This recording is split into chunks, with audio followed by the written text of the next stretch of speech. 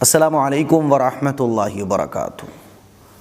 رمضان کا قرآن شریف جب ہم مکمل کر لیتے ہیں تو دماغ میں ایک سوال آتا ہے کہ اب اس کو بخشوانا ہے، اور عام طور پر یہ سمجھا جاتا ہے کہ رمضان کے مہینے میں جو قرآن مجید ہم نے مکمل کیا، اگر اس کو بخشوائیں گے نہیں تو یہ مطلب مانا نہیں جائے گا۔ اسی لیے رمضان کا مہینہ جیسے جیسے مکمل ہو رہا ہوتا ہے تو قرآن شریف مسجد میں آنا شروع ہو جاتے ہیں۔ ایک پلیٹ ہوتی ہے، اس میں کچھ چیزیں رکھی ہوتی ہیں کھانے پینے کی، اور مسجد میں بچے آتے ہیں کہ ہماری امی نے قرآن مکمل کیا ہے، اس کو بخش دیجئے۔ بخش دیتے ہیں امام لوگ، مؤذن لوگ اس کو۔ اور جیسے ہی رمضان گزر رہے ہیں نا تو 25 رمضان 27 رمضان خوب آئیں گے قرآن شریف بخشوانے کے لیے۔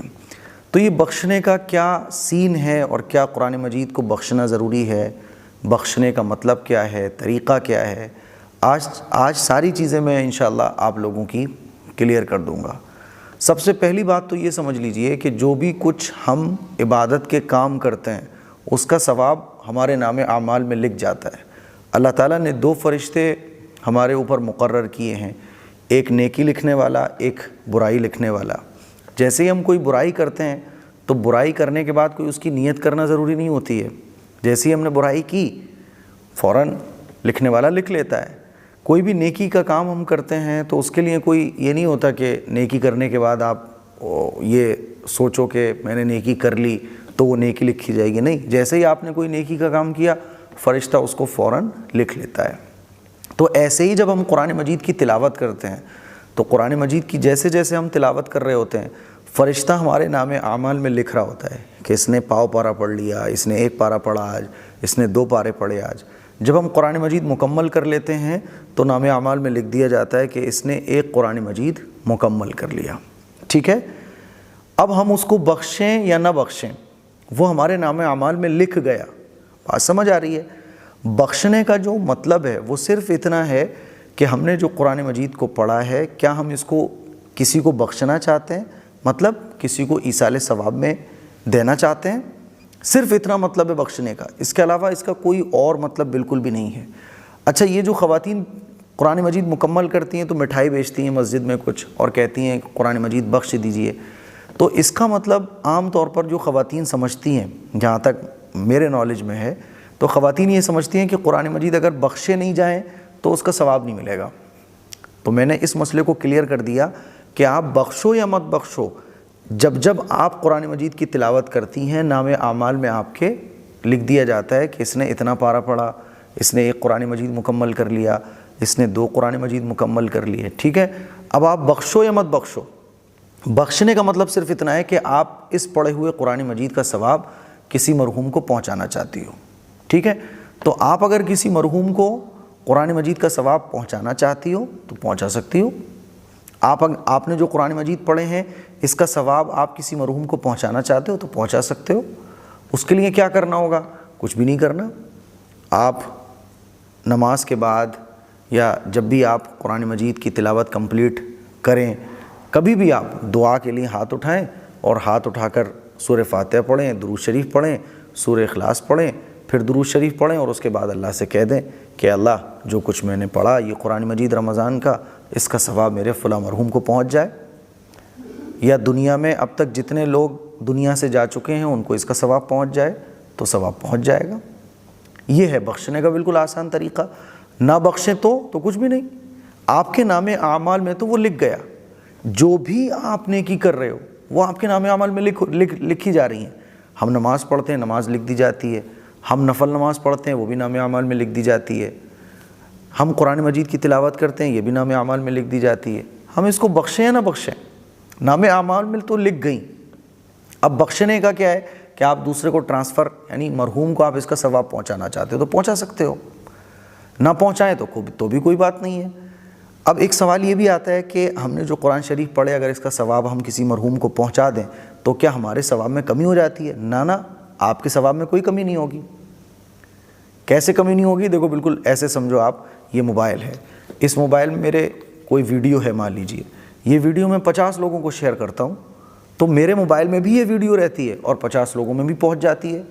تو جب دنیا کی ٹیکنالوجی ایسی ہے تو اللہ رب العالمین کی جس نے انسانوں کو دماغ دیا اور انسان نے اس دماغ کو استعمال کرتے ہوئے دنیا کی ٹیکنالوجی بنا لی، تو اللہ کا نظام تو اس سے بھی بہت زبردست ہے۔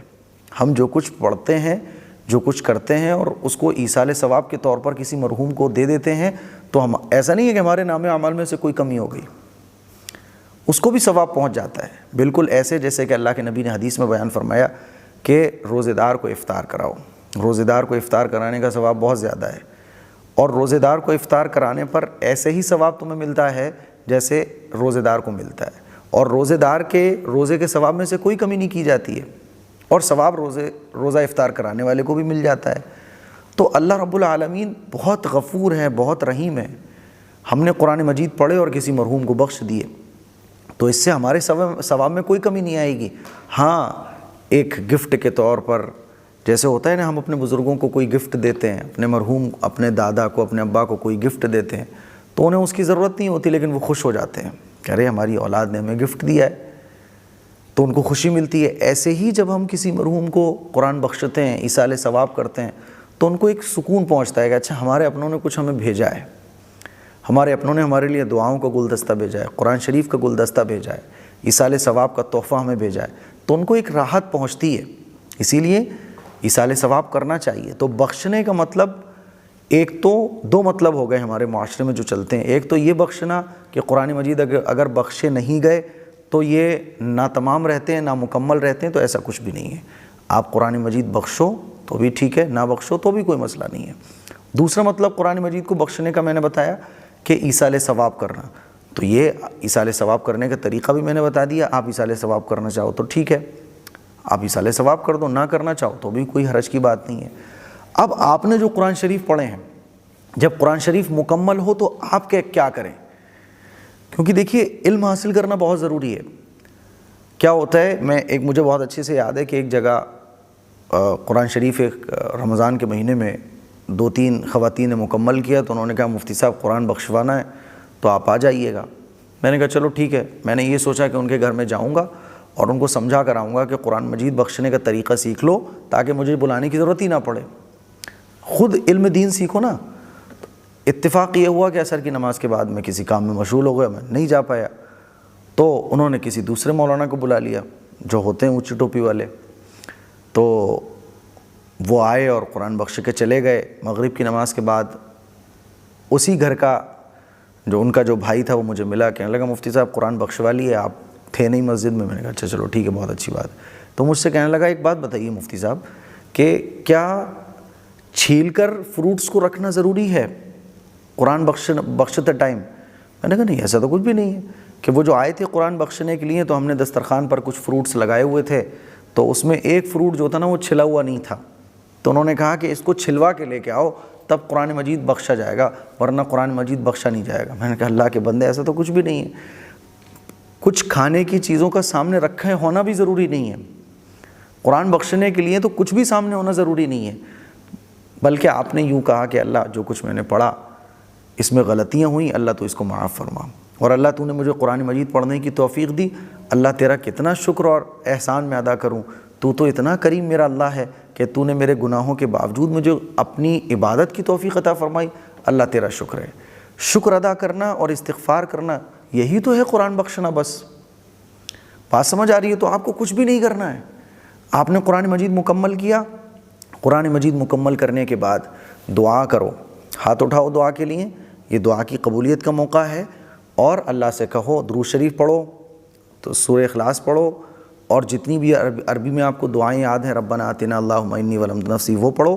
اس کے بعد اللہ سے ہاتھ اٹھا کر کہو کہ اللہ تیرا شکر اور احسان کہ تو نے ہمیں قرآن کی توفیق دی، اللہ کی حمد و ثنا خوب بیان کرو، اور اس کے بعد استغفار کرو اللہ سے کہ اللہ کمیاں کوتاہیاں ہوئیں پڑھنے میں، اس میں جو کمیاں ہوئیں کوتاہیاں اللہ اس کو معاف فرما، اور استغفار کرنے کے بعد پھر اگر آپ اس کو قرآن کو بخشنا چاہتی ہو کسی کو تو کہہ دو کہ اللہ اس قرآن کا ثواب فلاں مرحوم کو پہنچ جائے، اور نہیں بخشنا چاہتی ہو تو کوئی مسئلہ، کوئی حرج کی بات نہیں ہے۔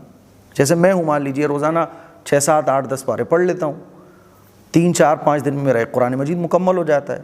حفاظ اور علماء اکرام تو دن بھر قرآن مجید پڑھتے ہیں، تو کوئی ہم بخشتے تھوڑی ہی نہ روزانہ، بھائی ہمارے نام اعمال میں وہ درج ہو رہا ہے، ہاں جب بھی ہم دعا کے لیے ہاتھ اٹھاتے ہیں، قرآن مجید مکمل ہو جاتا ہے تو ہم دعا کرتے ہیں کہ اللہ تیرا شکر اور احسان کہ تو نے قرآن مجید پڑھنے کی توفیق عطا فرمائی، اور جو اللہ اس میں غلطیاں ہوئیں ان غلطیوں کو معاف فرما۔ تو شکر ادا کرنا اور استغفار کرنا یہ قرآن مجید کی تکمیل کے موقع پر بہت ضروری ہے۔ بات سمجھ آ رہی ہے؟ تو ایک مطلب تو یہ، جب قرآن مجید مکمل ہو تو اس طرح سے آپ دعا کرو، یہ بھی قرآن بخشنا ہے، ٹھیک ہے؟ جو مسجد میں آپ امام صاحب کو بھیجتی ہو یہ خود کرنا سیکھو، اماموں کے محتاج آپ مت بنو۔ اللہ کے نبی صلی اللہ علیہ وسلم نے صحابہ اکرام کو علم دین سکھایا اور کہا کہ خود عمل کرو، اسی لیے کوئی ضرورت نہیں ہے مسجد میں بھیجنے کی کہ مولانا صاحب قرآن بخش دو، خود بخشنا سیکھو جیسے میں نے بتایا۔ اور اگر آپ کسی کو ثواب پہنچانا چاہتی ہو تو اسی دعا میں آپ یہ کہہ دو اللہ فلاں مرحوم کو ثواب پہنچ جائے۔ تو مجھے امید ہے یہ قرآن مجید کو بخشنے کا طریقہ آپ کو بہت اچھے طریقے سے سمجھ آ گیا ہوگا، اور اگر پھر بھی کوئی ڈاؤٹ باقی رہ جائے تو آپ کامنٹ باکس میں جا کے کامنٹ کیجئے، انشاءاللہ میں جواب دوں گا۔